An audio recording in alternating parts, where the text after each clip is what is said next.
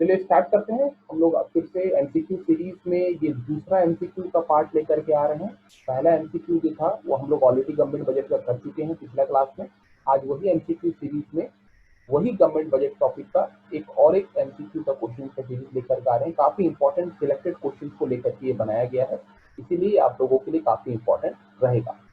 सबसे पहला क्वेश्चन है आपके सामने में आ रहा है, A government budget is an annual statement of debt during a fiscal year। हालांकि इस प्रकार का क्वेश्चन हमने प्रीवियस एमसीक्यू में भी किया था।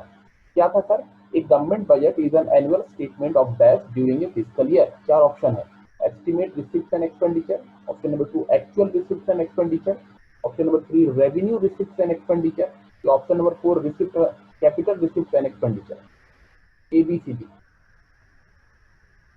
देखो ऐसा देखा जाए तो गवर्नमेंट का जो बजट होता है सर, उसमें दो चीजें तो होती है, रिसिप्ट और एक्सपेंडिचर तो होती ही होती है। मतलब वो सारी चीजों में चारों ऑप्शन में देखेंगे तो रिसिप्ट और एक्सपेंडिचर दिख रहा है, लेकिन उसके साथ एक काफी इंपॉर्टेंट हिस्सा होता है जिसको हमको ध्यान में रखना पड़ता है। ABCD। Once it is done, tell me। Yes, sir. Done, sir. Yes, answer will be A. Answer will be A. क्यों? बिकॉज सर गवर्नमेंट का बजट एक प्लान होता है, और जब प्लान होता है तो किसी चीज की हम लोग एग्जैक्ट चीज नहीं जानते हैं, बल्कि उस चीज की हम लोग क्या निकालते हैं सर? एस्टिमेट्स निकालते हैं, एक अंदाजा का फिगर पुट करते हैं। इसी वजह से ये estimates of receipt and expenditure है। हम लोग जब गवर्नमेंट बजट का मीनिंग पढ़ते हैं वहां पर लिखा हुआ रहता है it is an annual statement of estimated receipt and expenditure, मतलब अंदाजा का कितना मिलेगा और कितना खर्च करने वाले। तो option number A is the correct answer. Next, moving on to question number 2.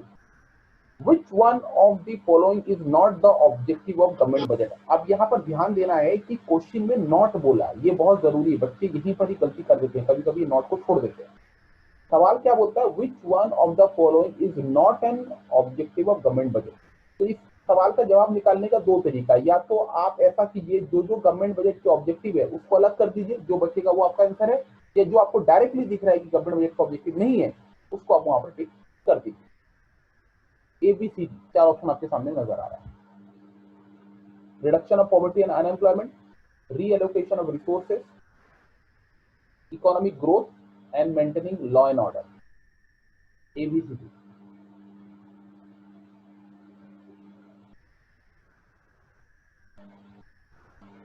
ABCD।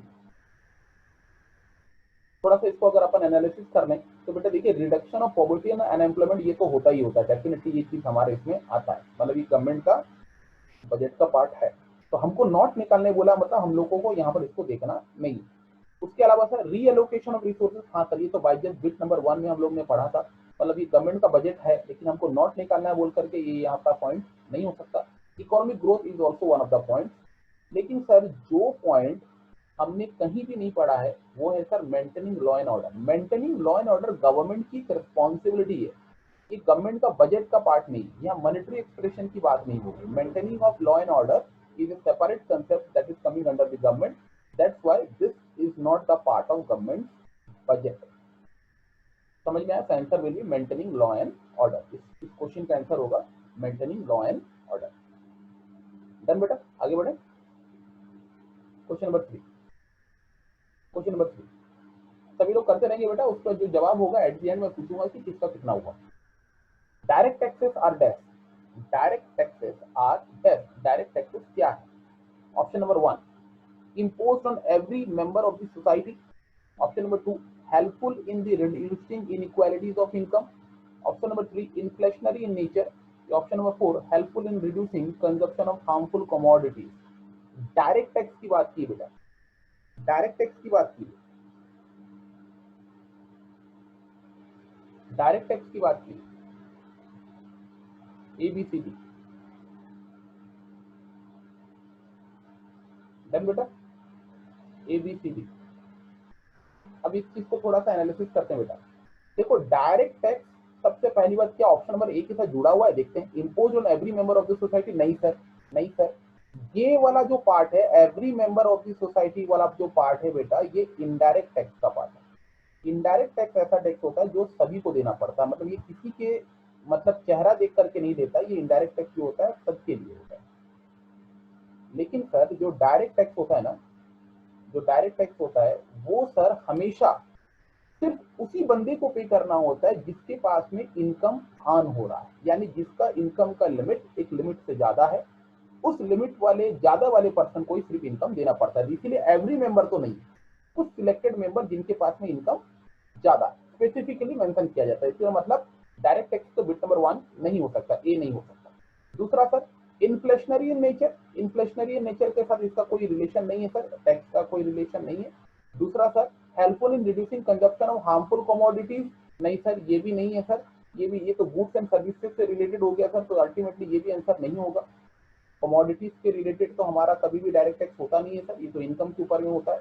तो अल्टीमेटली बचा क्या सर, गवर्नमेंट के बजट में जब हम डायरेक्ट टैक्स की बात करते थे तो याद कीजिए गवर्नमेंट क्या करता है सर, टैक्स जो है वो हाईली इनकम ग्रुप से देता है और उस पैसे को चैनलाइज करता है उन लोगों के लिए जिन लोगों के पास में इनकम नहीं है। So ultimately the answer is coming option number B, helpful in reducing inequalities of income. Ultimately direct tax collect किया जाता है उन लोगों से जिनके पास में इनकम बहुत ज्यादा है और उस इनकम को सरकार क्या करता है, इस्तेमाल करता है for the poor section of the society. Is it clear बेटा? इज इट क्लियर बेटा? Yes, sir. Next question number 4 की तरफ बढ़ रहे हैं। देखिए सारी चीज को ध्यान से देखिएगा, एनालिसिस कर रहा हूं, ध्यान से देखिएगा। Question number 4, the receipt of the government which create liability or reduce assets are called, very important, this is very important question बेटा, very important, आपको उसके बारे में बताना है। The receipt of the government, government का वो रिसिप्ट के बारे में बताना है विच क्रिएट, जिसमें की लाइबिलिटी क्रिएट होती है और रिड्यूस एसेट्स, या तो एसेट्स कम होता है। तो बेटा ध्यान से याद रखिए, ये कंसेप्ट आपको मैंने पहले भी बताया था कि जब कभी भी एसेट्स एंड लाइबिलिटी अफेक्टेड होता है गवर्नमेंट के, तो उस केस में उसको कौन सा नेचर का ट्रांजेक्शन बोला जाता है, कौन सा नेचर का ट्रांजेक्शन बोला जाता है। एसेट्स लाइबिलिटी अगर अफेक्टेड होता है तो उसको कौन सा नेचर का ट्रांजेक्शन बोला जाता है सर, उसे कैपिटल नेचर का ट्रांजेक्शन बोला जाता है। एसेट्स लाइबिलिटी अफेक्टेड हो रहा है मतलब कैपिटल नेचर का ट्रांजेक्शन होगा। अब यहाँ पर सवाल बोल रहा है कौन सी चीज से सर, रिसिप्ट की बात कर रहा है, मतलब डेफिनेटली यहाँ पर कौन सी आंसर होना चाहिए सर, आंख मुझ करके यह आंसर होगा सर कैपिटल रिसिप्ट। क्यों capital receipt sir? Capital receipt एक ऐसा रिसिप्ट है जिसमें या तो आपकी लाइबिलिटी बढ़ती है या तो आपका एसेट्स रिड्यूस होता है। इज इट क्लियर बेटा? Yes, sir. चलिए क्वेश्चन नंबर 5 की तरफ बढ़ रहे हैं। which of the following is not, बेटा नॉट बहुत जरूरी है, नॉट बहुत जरूरी है, इसको ध्यान देखने जरूरी है। which of the following is not an indirect tax, इनमें से दिए गए कौन सा इनडायरेक्ट टैक्स नहीं है। इनडायरेक्ट टैक्स नहीं है मतलब आपको देखना है कि कौन सा इनडायरेक्ट टैक्स नहीं है। देखते हैं सर आंसर क्या हो सकता है। सर सेल टैक्स तो होता ही है, वैल्यू एडेड टैक्स भी होता है, एक्साइज ड्यूटी भी होता है, लेकिन कॉर्पोरेट टैक्स जो है बेटा ये हमारा डायरेक्ट टैक्स, कॉर्पोरेट टैक्स जो बेटा हमारा डायरेक्ट टैक्स है, जो कि इस लिस्ट में नहीं आएगा। ये हमारा शॉर्ट फॉर्म में डीटी, डीटी मतलब डायरेक्ट टैक्स। कॉर्पोरेट टैक्स को हम बिजनेस टैक्स भी बोलते हैं, बिजनेस जो इनकम कमाता है उसके ऊपर में टैक्स पे करना पड़ता है, उसको अपन कॉर्पोरेट टैक्स बोलते हैं। चलिए नेक्स्ट क्वेश्चन, क्वेश्चन नंबर 6 बोलता है which of the following is an characteristic features of tax. बहुत जरूरी है, कैरेक्टरिस्टिक फीचर ऑफ टैक्स मतलब अल्टीमेटली टैक्स का कौन सा फीचर है वो आपको बताने बोल रहा है। Option number 1, penalty for breaking traffic rules, compulsory और legal payment, payment for the special payment and ultimately direct payment for purchase of goods. ये थोड़ा सा आपको ध्यान से क्वेश्चन को पढ़ना है, मैं आपको थोड़ा समय दे रहा हूं,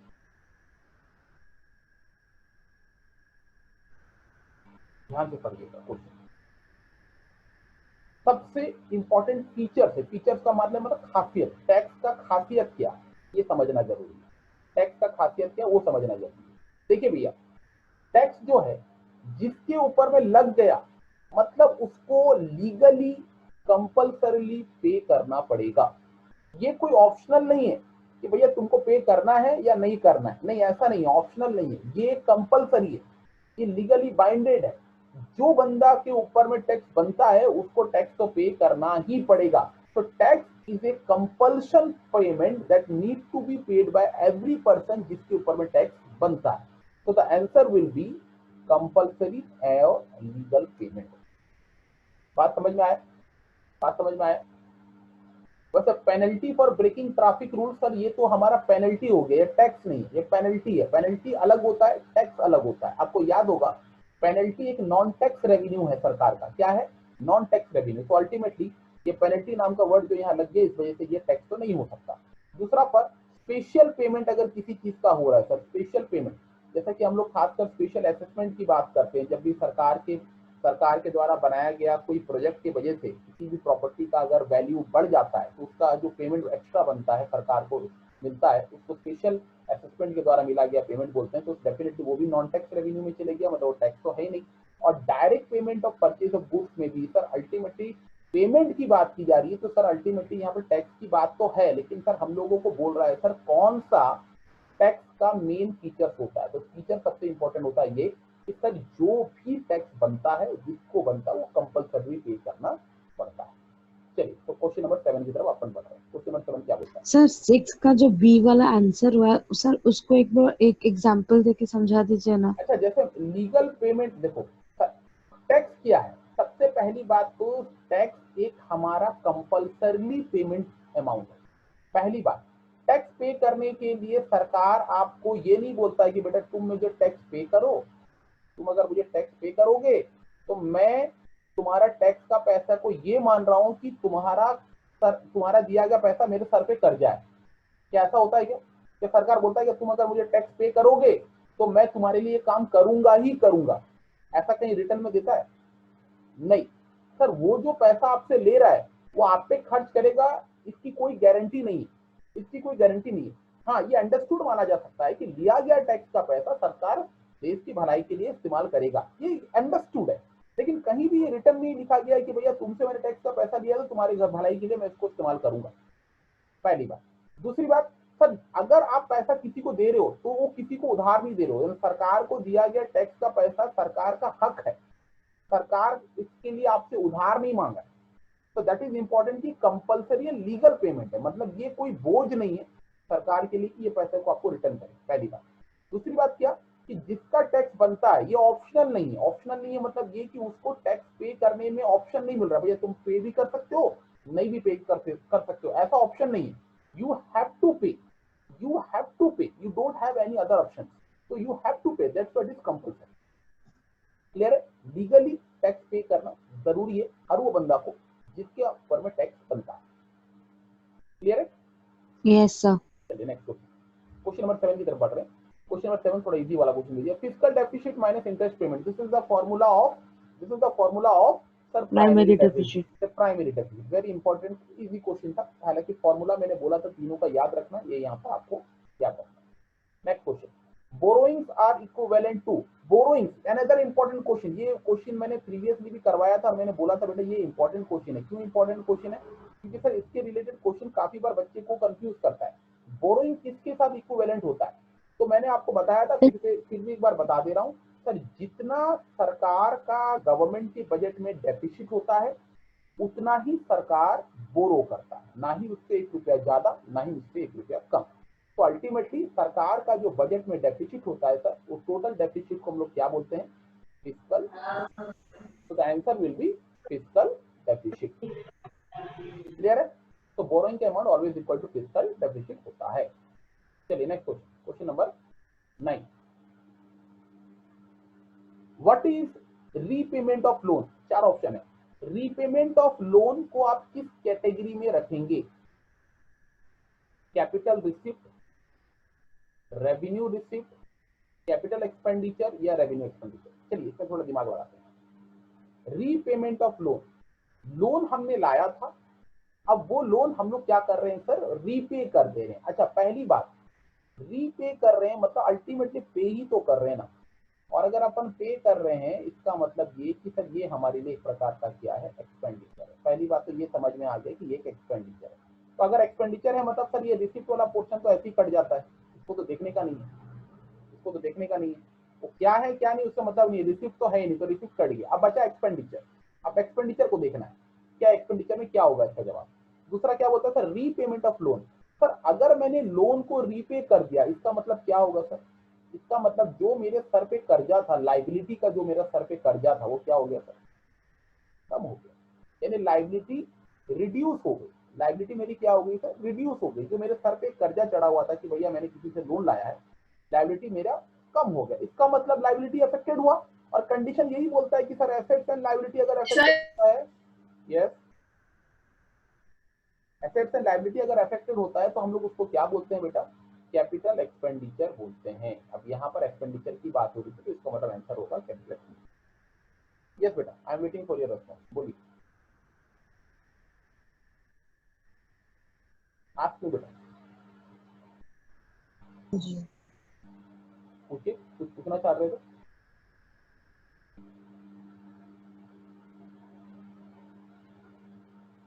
आगे बढ़े, चलिए आगे बढ़ते हैं। क्वेश्चन नंबर 10 की तरफ चलते हैं। क्वेश्चन नंबर 10, क्वेश्चन नंबर 10 बोलता है sir, loan to state government are a part of that. अच्छा, यहाँ पर लोन बोलते हैं, वेरी इंपॉर्टेंट, लोन बोलते हैं। दो वर्ड्स होते हैं जो कि काफी बार बच्चों को कंफ्यूज करता है, एक होता है लोन और एक होता है ग्रांट। बेटा लोन जो है ये उधार है, और उधार जो है मतलब इसको अपन लाइबिलिटी बोलते हैं। या आइदर किसी के लिए एसेट हो सकता है या किसी के लिए लाइबिलिटी हो सकता है, ध्यान से सुनना। लेकिन सर ग्रांट जो है ये एक प्रकार का क्या है सर, ये एक प्रकार का क्या है, डोनेशन है। डोनेशन मतलब ये वन वे है, मतलब यहाँ पर किसी के पास में पैसा या तो आएगा और किसी एक से ही पैसा जाएगा। इसका वापस करने वाला कोई सेंटेंस नहीं होता, वापस करने का नहीं, मतलब अगर किसी ने पैसा किसी को दिया तो सर पे कर्जा नहीं है उसका कि उसको वापस करना है, ठीक है। It's one kind of gift, it's one kind of donation. तो अल्टीमेटली ये बात को हमेशा याद रखना सर, लोन और ग्रांट्स में फर्क होता है। अगर लोन दे रहे हैं तो सर एसेट्स लायबिलिटी अफेक्टेड हो रहा है, और अगर एसेट्स लायबिलिटी अफेक्टेड हो रहा है इसका मतलब वो कौन सा एक्सपेंडिचर होगा सर, कौन सा एक्सपेंडिचर होगा वो, लोन टू स्टेट गवर्नमेंट बोला, यानी स्टेट गवर्नमेंट को लोन दिया जा रहा है। डेफिनेटली कौन देगा, सेंट्रल गवर्नमेंट ही पे कर रहा है। तो सेंट्रल गवर्नमेंट ने अगर स्टेट गवर्नमेंट को लोन दिया, इसका मतलब इसका आंसर क्या होना चाहिए सर, गवर्नमेंट के लिए एक प्रकार का एक्सपेंडिचर तो है, लेकिन ये कौन सा प्रकार का एक्सपेंडिचर है सर, तो ये कौन सा प्रकार का एक्सपेंडिचर है sir? Sir revenue expenditure. No, loan is one kind of, I am telling you यार, लोन में एसेट्स लायबिलिटी अफेक्टेड हो रहा है तो ये रेवेन्यू एक्सपेंडिचर कहां से होगा? अरे सरकार ने लोन दिया, कर्जा दिया है। अरे भैया स्टेट गवर्नमेंट को हमने लोन दिया मतलब क्या, कर्जा दिया है, वो कर्जा का पैसा फिर वापस भी लेना है, स्टेट गवर्नमेंट को वो पैसा वापस लेना है। लेकिन अगर उसी जगह पर वो लोन नहीं बोल करके ग्रांट बोला होता तो ग्रांट के केस में वो कर्जा नहीं होता बल्कि वो एक प्रकार का डोनेशन होता। तो अल्टीमेटली अगर मैं सेंट्रल गवर्नमेंट हूं और मैं अपने स्टेट गवर्नमेंट को लोन दे रहा हूं, यानी अल्टीमेटली मेरी एसेट्स बढ़ रही है। एसेट्स बढ़ रही है मतलब मैंने तुमको लोन दिया, मतलब मैं अपने एसेट्स में लिखूंगा कि मैंने तुमको लोन दिया है, मतलब that amount I have to get back in future में, मेरे को पैसा वापस मिलेगा, इंटरेस्ट के साथ मिलेगा। तो मेरी एसेट्स बढ़ी है, तो अल्टीमेटली मेरी एसेट्स अफेक्टेड हुई है। और अगर एसेट्स और लायबिलिटी में कोई भी एक चीज अफेक्टेड होता है तो सर उसको अपन क्या बोलते हैं सर, उसको अपन क्या बोलते हैं, कैपिटल नेचर का ट्रांजेक्शन। और ये एक्सपेंडिचर है, इसका मतलब ये कैपिटल एक्सपेंडिचर होगा। बात समझ में आया? लेकिन अगर ये ग्रांट होता तो बेटा ये रेवेन्यू एक्सपेंडिचर होता। ये बात याद रखना, ये बात याद रखना, क्लियर है? सर ये और एक बार समझा दीजिए ना सर। लोन, देखिए दो चीजें होती हैं, एक होता है लोन, आपके सामने में लिखा हुआ है। लोन का मतलब क्या होता है, कर्जा, उधार, बोरोइंग, ये वर्ड को हम इस्तेमाल करते हैं लोन के लिए, ठीक है। तो सेंट्रल गवर्नमेंट जो है बेटा स्टेट्स को मतलब अपने अंडर में चलने वाले डिफरेंट स्टेट्स जो है, इन स्टेट्स को जरूरत पड़ने पर पैसा देता है। अच्छा, जो जरूरत पड़ने पर पैसा देता है बेटा वो ऐसा है कि हर साल, पहली बात तो हर साल सेंट्रल गवर्नमेंट हर स्टेट को कुछ कुछ पैसा देता है उनके स्टेट में डेवलपमेंट के लिए, स्टेट के साइज के बेसिस पे, स्टेट के रिक्वायरमेंट के बेसिस पे। ऐसा नहीं कि हर स्टेट को इक्वल अमाउंट दिया जाता है, स्टेट कितना बड़ा है, उसकी रिक्वायरमेंट क्या है, उसके बेसिस पे दी जाती है। इसको बोला जाता है ग्रांट। क्या बोला जाता है, ग्रांट। ये हर साल दिया जाएगा, ये पैसा हर साल दिया जाएगा स्टेट वाइज। इस स्टेट में मान लीजिए ब्रिज बनने वाला है, किसी स्टेट में डैम बनने वाला है, किसी स्टेट में मान लीजिए कुछ और डेवलपमेंट है, इसके वजह से हर स्टेट को मतलब एवरी ईयर कुछ कुछ पैसा ग्रांट के फॉर्म में दिया जाता है। ये ग्रांट डोनेशन है बेटा, डोनेशन मतलब हेल्प है, ये पैसा को वापस करने का नहीं, ये पैसा जो है स्टेट गवर्नमेंट को सेंट्रल गवर्नमेंट को वापस करने का नहीं है। लेकिन अगर मान लीजिए कि स्टेट गवर्नमेंट को ग्रांट के अलावा भी कुछ एक्स्ट्रा पैसे की रिक्वायरमेंट हो रही है, मतलब मान लीजिए जितना ग्रांट मिला वो तो ठीक है, लेकिन उसके साथ साथ कुछ एक्स्ट्रा पैसा कभी रिक्वायरमेंट हो रहा है, तो वो उस इन दैट केस सरकार को बोलेगा स्पेशली कि भैया मेरे को कुछ और पैसे की जरूरत पड़ रही है, तुम एक काम करो मुझे लोन दो, अब ये जो लोन दो है ये कोई आपको हेल्प नहीं है, बल्कि एक प्रकार का उधार है जिसको आपको वापस करना ही पड़ेगा any how with interest amount. तो सरकार जब लोन देता है तो लोन नाम का वर्ड लगा मतलब आपको दिमाग में सेट कर लेना है सर यहाँ पर एसेट्स लायबिलिटी अफेक्टेड हो रही है, और अगर एसेट्स लायबिलिटी अफेक्टेड हो रहा है तो डेफिनेटली उसको हम लोग क्या किस नेचर का ट्रांजेक्शन बोलते हैं सर, कैपिटल नेचर का ट्रांजेक्शन बोलते हैं। और कैपिटल नेचर का ट्रांजेक्शन में यहाँ एक्सपेंडिचर की बात हो रही थी, इसीलिए ये कैपिटल एक्सपेंडिचर होगा। Is it clear? Is it clear? Yes sir. लेकिन अगर वही जगह पर लोन नहीं लिख करके, जहां पर ये लोन लिखा है, ये लोन नहीं लिख करके अगर यहाँ पर लिखा होता ग्रांट, तो हम उसको क्या मानते हैं सर, ग्रांट तो रेगुलर नेचर का एक्सपेंडिचर हो गया, क्योंकि हर साल तो हमको देना ही देना है हर स्टेट्स को, तो रेगुलर नेचर का एक्सपेंडिचर हो गया और इसके लिए कोई एसेट्स लायबिलिटी अफेक्टेड नहीं होती है। क्योंकि मैं अगर पैसा दे रहा हूँ तो मैं तो अपने अपने एसेट्स पे ये तो नहीं लिखूंगा ना कि मैंने उसको पैसा दिया वो मेरे को वापस करेगा, है ना। तो अल्टीमेटली एक बात ये समझ में आने वाली है कि यहाँ पर जो लॉजिकल कंसेप्ट है उस चीज को आपको ध्यान में रखना है ग्रांट्स एंड लोन के लिए, ठीक है, ग्रांट्स एंड लोन के लिए व्हाट इज करना है, ठीक है। चलिए यस सर। क्वेश्चन नंबर 11 की तरफ बढ़ते हैं। क्वेश्चन नंबर 11 जल्दी से बढ़ते हैं। क्वेश्चन नंबर 11 क्या बोलता है, which of the following statement is not true, देखो देखो वर्ड देखो, नॉट ट्रू बोलता है, not true for physical deficit, यानी इनमें से दिए गए स्टेटमेंट में से कौन सा फिजिकल डेफिसिट से रिलेटेड सही नहीं है। तो मतलब आपको आंसर निकालने का दो तरीका पता होना चाहिए, आपको ये पता होना चाहिए कौन कौन सा सही है, जो जो सही है उसको टिक मार दो, जो बच गया वो आपका आंसर है। और जो डायरेक्टली पता आपको दिख रहा है कि भैया सही नहीं दिख नजर आ रहा, आप डायरेक्ट पुट कर सकते हो। लेकिन इसमें क्या होता है, कंफ्यूजन बच्चे को ये होता है कि नोट निकालना थोड़ा डिफिकल्ट हो जाता है, इसीलिए पहले हमको देखना पड़ेगा कौन कौन सा सही है, ताकि जो नहीं है वो हम लोग आराम से निकाल सके। देख लेते हैं क्या बोलता है sir, represents the borrowing of the government, sir ये तो सही है क्योंकि physical deficit is equal to government borrowing होता है। हाँ सर ये पॉइंट तो सही लग रहा है, तो ये नॉट में तो नहीं आएगा, डेफिनेटली नॉट में नहीं आएगा। दूसरा, is the difference between total expenditure and total receipt of the government, हाँ सर कुछ हद तक तो मुझे सही लग रहा है, लेकिन एक काम करता हूँ आगे का स्टेटमेंट पढ़ लेता हूँ, क्योंकि टोटल एक्सपेंडिचर और टोटल रिसिप्ट के बीच में डिफरेंस तो होता है, लेकिन सर इसके साथ साथ एक और एक स्टेटमेंट यहाँ जुड़ता है टोटल रिसिप्ट के बाद, वो यहाँ पर नहीं लिखा हुआ है, तो तीसरा स्टेटमेंट पढ़ लेता हूँ, is the difference between total expenditure and total receipt other than boring. हाँ बता ये तो सही है, जो स्टेटमेंट ऊपर में नहीं दिख रहा था वो नीचे दिख रहा है, इसका मतलब टोटल रिसिप्ट होता तो है लेकिन बोरोइंग्स के अलावा जो होता उसको कंसीडर करते हैं। हाँ मतलब ये सही है, मतलब ये इस पॉइंट पे नहीं आएगा, ये फिजिकल डेफिसिट के साथ करेक्ट नजर आ रहा है। And finally, increase the future liability of the government, हाँ सर डेफिनेटली जितना ज्यादा फिजिकल डेफिसिट होगा उतना ज्यादा सरकार बोरो करेगा, और जितना ज्यादा बोरो करेगा उतना ज्यादा सरकार का लायबिलिटी कर्जा सर पे बढ़ेगा। हाँ तो मतलब ये भी सही नजर आ रहा है।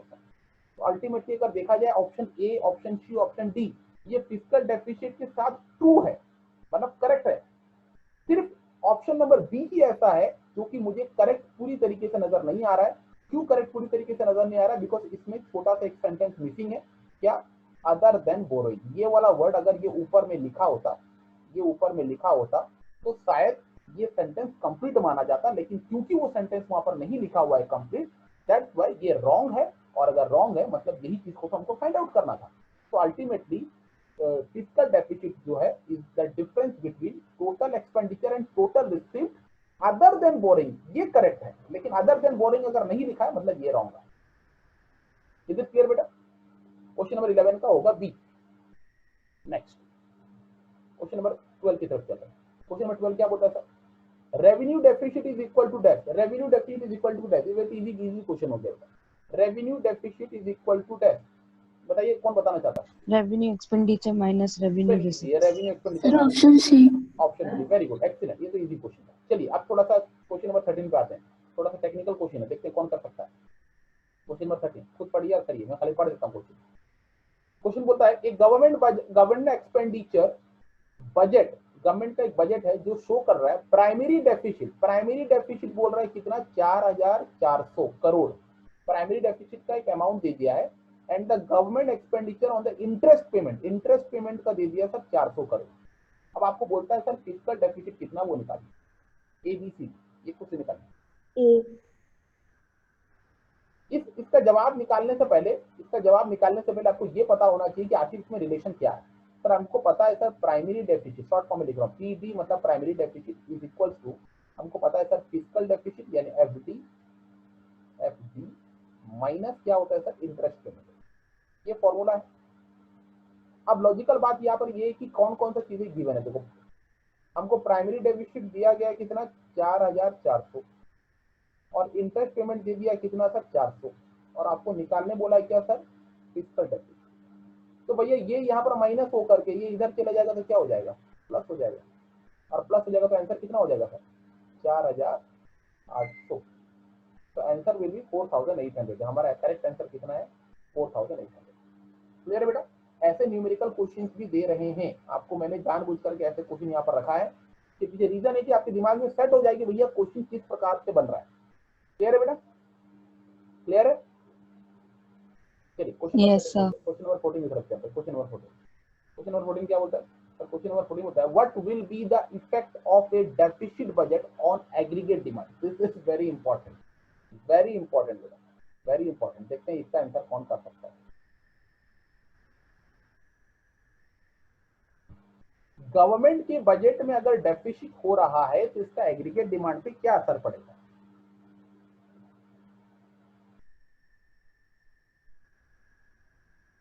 टेक्निकल क्वेश्चन है बेटा, टेक्निकल क्वेश्चन है। देखते हैं कौन समझ के इसके आंसर दे सकता है।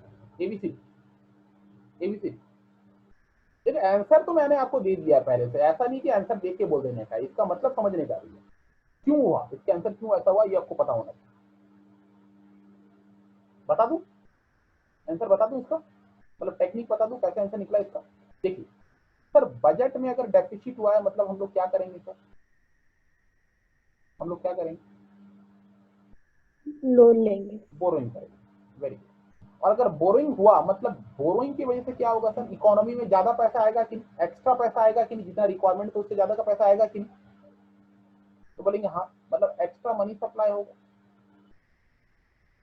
मनी सप्लाई जो है हमारी इकोनॉमी में क्या हो जाएगा सर बढ़ जाएगा, मनी सप्लाई जो होगा क्या इंक्रीज हो जाएगा। एरो मार्क ऐसे ऊपर देख रहा हूँ मतलब इंक्रीज हो गया, तो थोड़ा दूसरा एरो मार्क दे देता हूँ ताकि कलर के सेंस में आएगा। मनी सप्लाई इकोनॉमी में बढ़ जाएगा। और सर मनी सप्लाई जब इकोनॉमी में बढ़ता है मतलब क्या होगा, मनी सप्लाई जब इकोनॉमी में बढ़ेगा इसका मतलब क्या है, इसका मतलब ये कि लोगों के पास में ज्यादा पैसा आएगा। अगर more money to the person आया यानी मनी सप्लाई, यस, यानी लोगों की परचेजिंग पावर बढ़ेगी, परचेजिंग पावर जो है लोगों की इकोनॉमी में बढ़ जाएगी। अगर परचेजिंग पावर लोगों का इकोनॉमी में बढ़ा तो क्या होगा तो डिमांड भी बढ़ेगा सर। एग्जैक्टली। तो अल्टीमेटली टोटल इकोनॉमी का जो एग्रीगेट डिमांड होगा सर वो भी क्या हो जाएगा इंक्रीज हो जाएगा। अब समझ में आया रिलेशन, अब रिलेशन समझ में आया।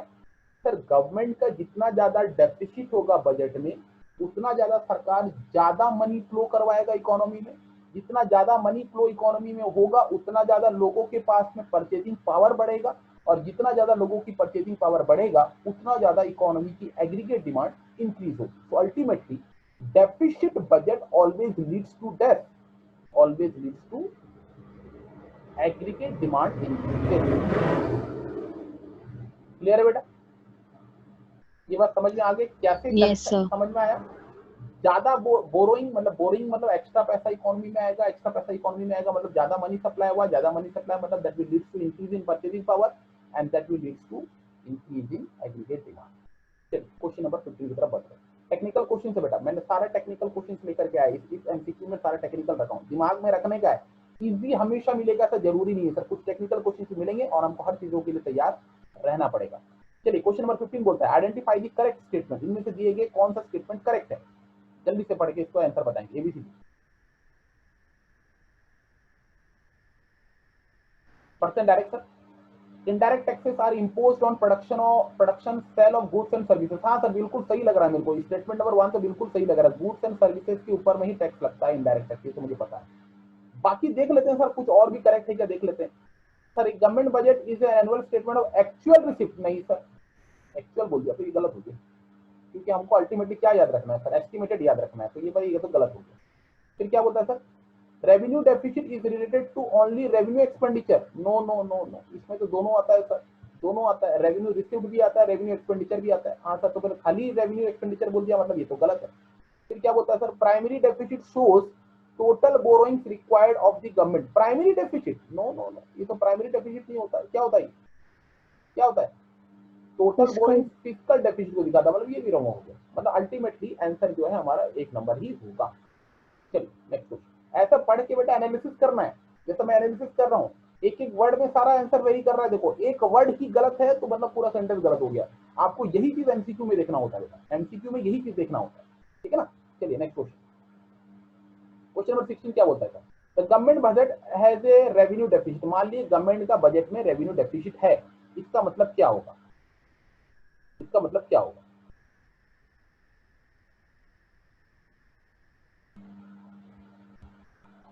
गवर्नमेंट का अगर बजट में रेवेन्यू डेफिसिट है, रेवेन्यू डेफिसिट मतलब समझते हैं sir, expenditure of revenue nature is more than expenditure receipt of revenue nature.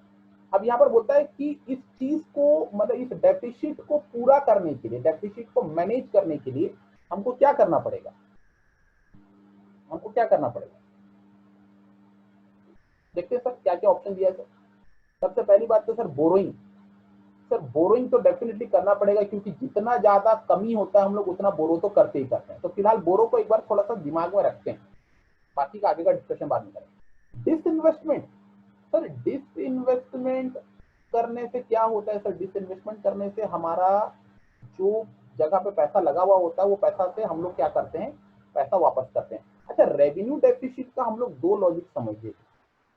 आपको याद होगा अगर हमारा रेवेन्यू डेफिसिट हो रखा है तो उसके पीछे रीजन क्या है, रीजन ये है कि सर एक्सपेंडिचर हमारा ज्यादा है, रीजन बता, रीजन एक्सपेंडिचर ज्यादा है, और जो हमारा इनकम आ रहा है यानी जो रिसिप्ट है वो हमारा क्या है बेटा, रिसिप्ट जो है बेटा कम। इसी वजह से तो गवर्नमेंट का बजट में डेफिसिट है, यही है ना, यही है ना। और मैंने क्या बोला था आपको याद कीजिए, जो रीजन होता है उसी को उल्टा कर देने से वो सिचुएशन उसका क्या बन जाता है, रेमेडियल मेजर बन जाता है। तो रेमेडियल मेजर अब कैसे बनेगा बताइए, एक्सपेंडिचर को क्या करना है सर, बढ़ा हुआ है तो क्या करना पड़ेगा, कटेल करना पड़ेगा यानी काटना पड़ेगा। अल्टीमेटली एक्सपेंडिचर को कम करने के बारे में सोचना पड़ेगा। अगर एक्सपेंडिचर कम कर दूंगा तो सर मेरा रेवेन्यू डेफिसिट को मैं कम कर सकता हूँ। एक्सपेंडिचर को कम कैसे करूंगा सर, सर एक्सपेंडिचर को कम करने के लिए मैं अपना जहां जहां पैसा लगा हुआ है सर वहां से पैसा विड्रॉ कर लूँ, या वहां पर जो पैसा लगा हुआ है वहां से पैसा को कम कर दूँ। ठीक है, पहले गवर्नमेंट के अंडर में जो जो बिजनेसेस चलते थे मैंने क्या करना है सर, उसको बंद कर देना, मैंने वहां से मैंने पैसा निकाल लिया, मैंने वो खर्चा रेगुलर नहीं होने वाला। तो अल्टीमेटली डिसइन्वेस्टमेंट एक ऐसा चीज है जहां पर कि लगा गया पैसे को हम विड्रॉ कर ले रहे हैं ताकि हमारा खर्चा खुद के पॉकेट से कम हो जाए, एक्सपेंडिचर को हम कम कर रहे हैं। दूसरी बात क्या बोल रहा है सर, अल्टीमेटली जो पैसा का रिक्वायरमेंट है सर वो पैसे की रिक्वायरमेंट को क्या पढ़ना पड़ेगा, आइदर रिसिप्ट को क्या करना पड़ेगा सर, रिसिप्ट को भी क्या करना पड़ेगा, बढ़ाना पड़ेगा। तो रिसिप्ट को बढ़ाने के लिए हम लोग टैक्स रेवेन्यू की भी बात कर सकते थे, लेकिन यहाँ पर क्या बोलता है सर, एक बार गवर्नमेंट का डेफिसिट रेवेन्यू डेफिसिट हो गया है तो रेवेन्यू डेफिसिट जो है वो फिर किस तरफ चले जाता है सर, ये चले जाता है आपका कैपिटल बजट की तरफ। अल्टीमेटली रेवेन्यू का जो ट्रांजेक्शन खत्म हो गया है, अब वो रेवेन्यू का बजट में डेफिसिट हो चुका है, अब इसका असर किस पे दिखेगा सर, जो कैपिटल नेचर के ट्रांजेक्शन है उस पर दिखेगा। तो कैपिटल नेचर के अगर ट्रांजेक्शन पे अगर अपन को दिखेगा तो अल्टीमेटली हमको बोरोइंग्स और डिसइन्वेस्टमेंट ये दोनों कैपिटल नेचर के ट्रांजेक्शन होते हैं। तो अल्टीमेटली हमको एक्सपेंडिचर में वही चीज को कम करने के बारे में सोचना है जहां से कि एक्स्ट्रा खर्चा हमको कम करना है, और रिसिप्ट को बढ़ाने की बात में सोचना पड़ेगा। तो अगर देखा जाए तो ये दोनों ही रिसिप्ट है, बोरोइंग भी एक रिसिप्ट है और डिसइन्वेस्टमेंट भी एक रिसिप्ट है, जिससे कि हमारा इनकम बढ़ेगा, और जो इनकम बढ़ेगा मतलब अर्निंग्स बढ़ेगी, और अर्निंग्स बढ़ेगी तो जो डेफिसिट मेरा फाइनेंशियल नेचर का था, सॉरी रेवेन्यू नेचर का था, उस रेवेन्यू नेचर के डेफिसिट को हम लोग क्या कर सकते हैं, कम कर सकते हैं। तो आई थिंक ऑप्शन ए और ऑप्शन बी दोनों सही लग रहा है। सी और डी जो है, सी और डी जो है मैं इसलिए कंसिडर नहीं कर रहा हूँ, देखो टैक्स रेवेन्यू भी हो सकता है, इनडायरेक्ट टैक्स भी हो सकता है, लेकिन ये दोनों तो ऑलरेडी रेवेन्यू डेफिसिट का पार्ट हो चुका है। मतलब सरकार का जितना टैक्स बनता था, जितना अर्निंग हो सकता था, वो ऑलरेडी करने के बाद ही डेफिसिट हो रहा है। ऐसा नहीं कि वो लोग नहीं किए इसलिए डेफिसिट हो रहा है, नहीं, वो ऑलरेडी कलेक्ट कर लिए, जोड़ने के बाद देखे कि सर हमारा रिसिप्ट कम हो रहा है और हमारा इनकम जो है मतलब रिसिप्ट कम हो रहा है, इनकम कम हो रहा है, एक्सपेंडिचर ज्यादा हो रहा है, इसी वजह से रेवेन्यू डेफिशिट है। अब इस रेवेन्यू डेफिशिट को फुलफिल करने की जिम्मेदारी उसके नेक्स्ट भाई पे चले जाएगा। नेक्स्ट भाई कौन है भैया? रेवेन्यू का भाई होता है कैपिटल। तो कैपिटल नेचर के ट्रांजेक्शन की जिम्मेदारी चले गई सर उसको क्या करने के लिए? मैनेज करने के लिए। हम लोग ने पढ़ा था एकोमोडेटिंग आइटम्स, याद कीजिए हमने पढ़ा था एकोमोडेटिंग आइटम्स पढ़ा था, ये उसी का ही कंसेप्ट है। तो आंसर विल बी मेरे ख्याल से ए एंड बी जो दोनों सही लग रहा है सर, ऑप्शन नंबर सी में जाएगा, ऑप्शन नंबर सी में जाएगा, बोरोइंग्स एंड डिसइन्वेस्टमेंट। क्लियर है बेटा? क्लियर है बेटा? Yes sir. नेक्स्ट क्वेश्चन करते हैं, क्वेश्चन नंबर 17। तो ये लिख करेंगे borrowing in government budget is that. Sir ये तो डायरेक्ट इजी क्वेश्चन है। गवर्नमेंट बजट में बोरोइंग किसको बोलते हैं? सर रिपीटेड क्वेश्चन हो गया, ये तो फिजिकल डेफिसिट हो गया। Next question, question number 18, the non tax revenue is in the following is that. Non tax revenue इनमें से दिए गए कौन सा नॉन टैक्स रेवेन्यू है? जल्दी से बताइए इसका आंसर क्या होगा? Export duty, import duty, dividend, excise. तो भैया एक्सपोर्ट ड्यूटी तो हमारा नॉन टैक्स नहीं है, ये तो टैक्स है। इंपोर्ट भी टैक्स है, एक्साइज भी सर टैक्स है। डिविडेंड। तो ultimately my answer is dividend, my answer is dividend. तो option number C is my correct answer. Question number 19, primary deficit in a government budget is that. ये तो sir easy question हो गया, फिर से repeated question हो गया। क्या होगा sir? Physical deficit minus interest payment. Question number 19 का option number D. Next question, direct tax is called direct because. अब देखो ये तो इंपॉर्टेंट हो गया, और ये क्वेश्चन आई थिंक मैंने प्रीवियस में भी करवाया था। क्या बोला था? ये वेरी इंपॉर्टेंट है, बोला था ना। डायरेक्ट टैक्स इज कलेक्टेड, मैंने डायरेक्ट टैक्स को डायरेक्ट टैक्स क्यों बोला जाता है? Because it is directly collected from the the income income earners. Earner. ठीक है। Next question, question number 21, physical deficit equals that. Physical deficit किसे कहते हैं? बोरोइंग। बोरोइंग्स को बोलते हैं। आंख मूंद करके आंसर लिखा जा सकता है 21 का B. Next question number 22, primary deficit equals dash. Primary deficit किसको बोलते हैं? Primary deficit equals to, primary deficit equals to payment. Borrowing less interest payment, ये वाला आंसर होगा। क्यों बेटो? क्योंकि बोरोइंग का मतलब ही क्या होता है? फिजिकल डेफिसिट होता है, याद है ना? ये बोरोइंग का मतलब ही तो फिजिकल डेफिसिट होता है। क्लियर है? तो भैया फिजिकल डेफिसिट नहीं लिख करके अगर मैं बोरोइंग लिख दूंगा तो चलेगा कि नहीं? हाँ सर चलेगा सर, वही बात हो गया। Next question number 23, last question हमारा सीक्वेंस का। Identify which of the following statement is true. बेटा आंसर मत देखने का, ठीक है ना। इनमें से दिए गए कौन सा स्टेटमेंट ट्रू है? तो पहले देखते हैं सर कौन कौन सा स्टेटमेंट ट्रू है। Physical deficit is the difference between planned revenue expenditure and planned revenue received. नहीं भैया, ये तो रेवेन्यू नेचर का बोल दिया। फिजिकल डेफिसिट तो टोटल नेचर का में आता है, मतलब ये रॉन्ग है। टोटल एक्सपेंडिचर और टोटल रिसीव्ड देखें, रॉन्ग है। Fiscal deficit is the difference between, fiscal deficit is the difference between total planned expenditure and total planned receipt। Sir total plan receipt तक तो ठीक है, लेकिन उसके बाद एक सेंटेंस और जोड़ना पड़ता है। क्या? कि सर एक्सक्लूडिंग बोरोइंग होता, मतलब ये भी यहाँ पर नहीं आएगा। खत्म। नेक्स्ट है, primary deficit is the difference between total plan receipt and interest payment. नहीं भैया, ये तो रॉन्ग हो गया। क्यों रॉन्ग हो गया? क्योंकि अल्टीमेटली प्लान रिसिप्ट में नहीं आता, बल्कि बोरोइंग्स की बात आती है। बोरोइंग्स माइनस इंटरेस्ट पेमेंट होता है। Next, ultimately option number D दिख रहा है, तीनों ऊपर का रॉन्ग हो गया, मतलब चौथा तो डी आंसर करेक्ट ही होगा। देखते हैं है कि नहीं। Physical deficit is the sum of primary deficit and interest payment. Physical deficit is the sum of, हाँ करेक्ट है सर, सम बोला मतलब करेक्ट है सर। क्योंकि प्राइमरी डेफिसिट का फॉर्मूला क्या बोलता है सर? प्राइमरी डेफिसिट का फॉर्मूला बोलता है क्या sir? Physical deficit minus interest payment. अब यहां पर बोल रहा है सर फिजिकल डेफिसिट जो है सम है, सम है मतलब क्या? ये इधर चले जाएगा तो क्या हो जाएगा सर? प्लस हो जाएगा। तो sum of physical primary deficit and interest payment. तो ultimately option number D is absolutely correct. Here we go। अब हमारा 23 questions, very important selected questions जो मैंने लेकर के आया था, अब यहाँ पर ये कंप्लीट होता है।